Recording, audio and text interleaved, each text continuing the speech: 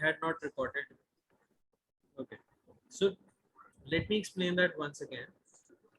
We want to show a list here after this statement is done, like the second part is done. You have entered the two numbers.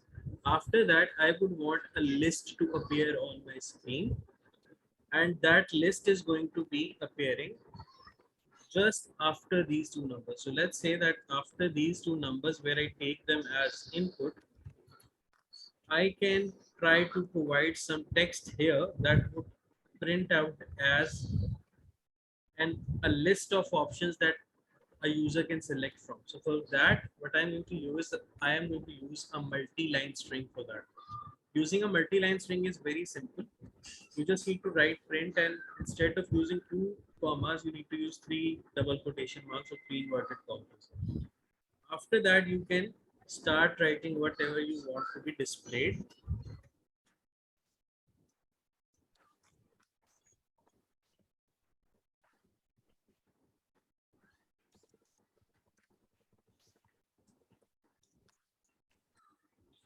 So what I have written here is select a suitable options 1 till 4 for the operation you want to perform.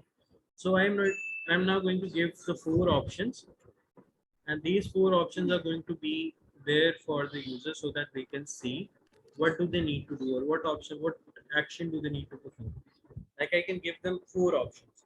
First option to be to use to add the numbers, second to subtract the numbers, third to multiply the numbers, and fourth to divide the numbers. So let's give them these options here as one,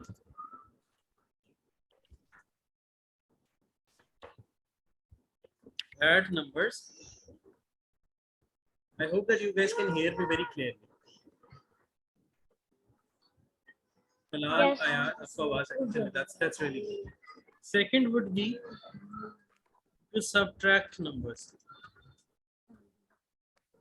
Third would be to, let's say, multiply numbers. And fourth would be to divide numbers, right? Now we have given them four options. After that, I will close my print statement here, save it and run it. And I will show you what difference is it going to make. It asked me to enter a number between 20 and 40. I add a number, let's say 26. Then it asks me to enter a number between 9 and 12. Let's say I write 12 here. Now it gives me a list of numbers. A list of numbers 1, 2, 3, 4. So this part is being displayed because I have used the print statements here to show that around. But this should not be displayed here. But the thing to note is that the list is now available. We can select a number from the list. We would want that we should select a number from the list by entering 1, 2, 3, or 4. And once we enter that, we would want the program to see what number have we added and what operation should be performed out of that. So let's start coding for that.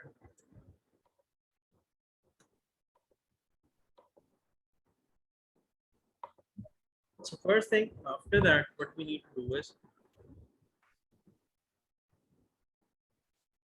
introduce a variable and ask users to write number in it. Let's say we introduce a variable option and we ask user to input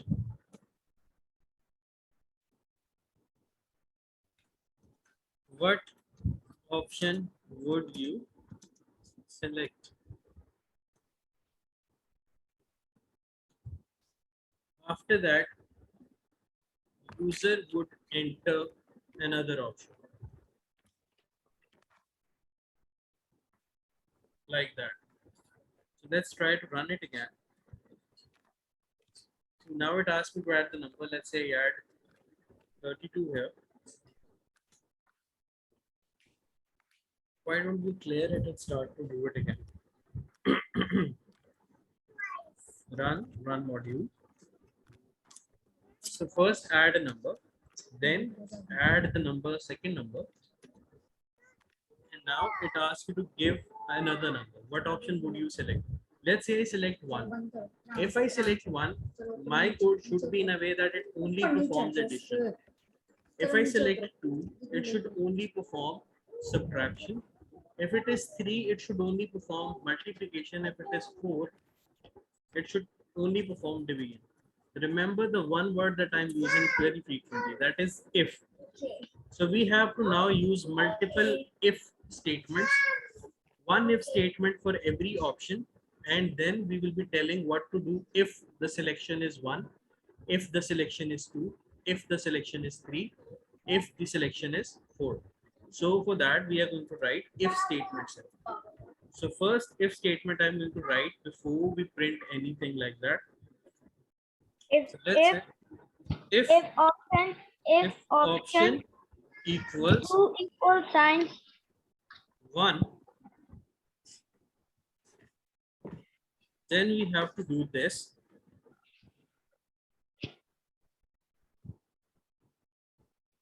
teacher copy. I'm going to copy paste, yes. If option is equal to 2, then we are going to do this. Always remember, when you use if statement and you want to tell what to do in this if case, you need to put it a little after the space. And for that, you can press the tab button on your keyboard. The tab button is a bigger button generally on the left top side of your keyboard. You have the first top left button is escape. After that, you have a sign for an apostrophe or something like that. After you have a sign of, after you have a button of tab, so you need to press tab to move it a little forward. This is called indentation. So this means when I run this code, this is something that should happen if this option is selected. Similarly, if option is 2, then this should happen.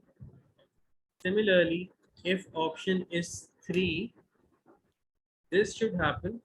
Similarly, if option is 4, this should happen. So let's try to save it and run it, and let's see what happens. Let's run the module.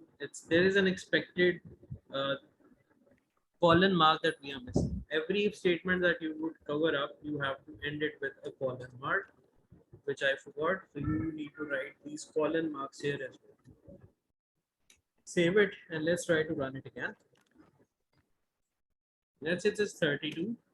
It is now 13. What option would you select? Let's say I want to subtract these numbers. So I'm going to select 2 here and let's see what happens. It gives me the answer 19. Only the subtraction is done. Similarly, Teacher, yes, for like every for every like where we like what those number 1 or number 2 we wrote.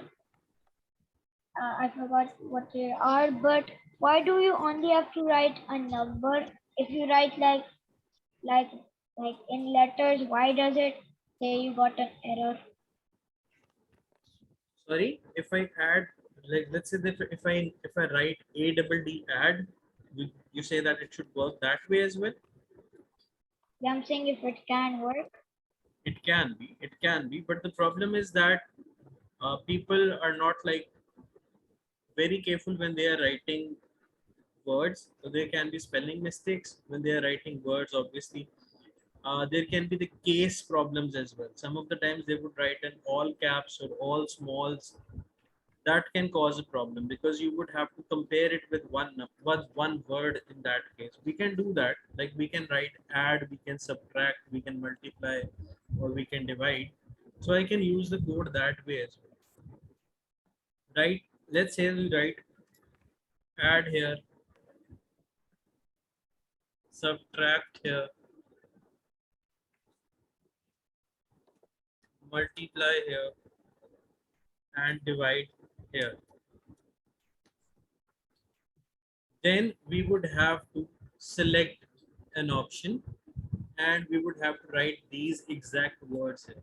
Now it is not common that every person, like I would write add because I know what is supposed to be written there. Anyways, I would have to give a list and I would have to ask people to write the exact same thing that I have mentioned. Previously it was numbers and now it is going to be, let's say, these values. So let's say we change our questions and we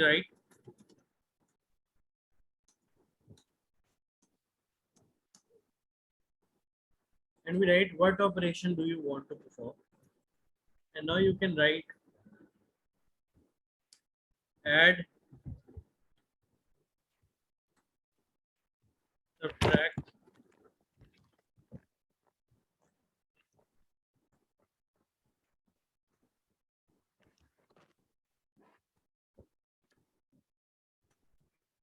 multiply, divide. So now let's say that if I run it, this is going to happen. Let's close it and try to run it again so that we can see it above. So eyes closed. So in that case, let's say the number that you want to do is 39 and you want to perform operations with 30. Now it asks you to what operation do you want to perform? Add, subtract, multiply, divide. Now you have to write exactly this word what you want to do. You can see the spellings above as well. Let's say I say Sir, that let's say that I need to multiply. So I will write multiply here and it would multiply these two numbers. Now I do not have to add numbers. It works both ways. Talal, is that clear now, bache? yes.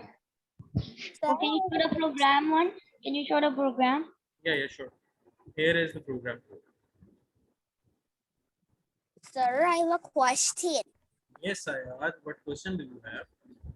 The question is what happens when you run it and ask what enter a number between 2040. What if I write 42 higher than more than 20 to 40? What would happen? Currently, nothing would happen. See, even if I write a bigger number that is not 40 or 50 or a number which is beyond 40 or less than 20, currently at this moment, nothing would happen. But we can restrict the input from the user, and I would show you how to do that in the next lesson. Like you want that once you have written that the number should be between 20 and 40. If someone, let's say, writes 41 or 42 or let's say 50, their input should not be considered. Yes, we can do that. Currently, we are not doing it, but yes, we can do that. I will show you how to do this in the next lesson. The next lesson is about how to put restrictions on our inputs. The people who are entering something, entering some information, how can we put restriction on that? The next lesson is about that. Is there anything that you want to ask from this lesson about this code? Yeah, yes. Why is the if yellow? Why is the if yellow? Every keyword has its own different color. Like you would see a few things to be green, a few things are black, a few things are red, a few things are purple, and similarly if is yellow. It's a little orangish, but you can say that it's yellow.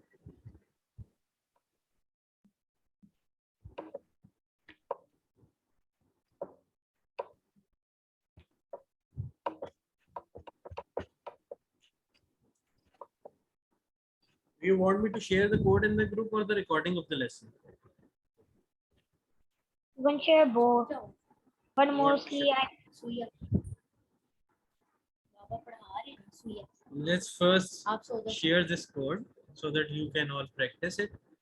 And then there would be the video through which you can try to figure out if you get stuck somewhere and if you don't understand anything. Okay.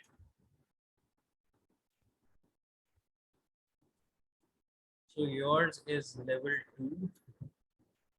See where is level 2.